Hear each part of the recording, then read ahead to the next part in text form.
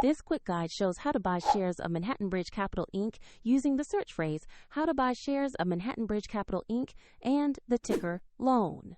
Manhattan Bridge Capital Inc. operates in short-term real estate finance and is listed on NASDAQ under LOAN. This video is educational only and not financial advice. To trade, you need a broker, and we will use eToro as an example to demonstrate the process. After registering, you will usually need to verify your account with a government ID and add funds before you can buy shares. Use the platform search bar and enter the ticker LOAN to find Manhattan Bridge Capital Inc. Select the NASDAQ listing that matches the company to open the correct asset page.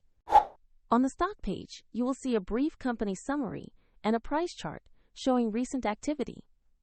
Confirm the listing is Manhattan Bridge Capital Inc. on NASDAQ with ticker LOAN before proceeding.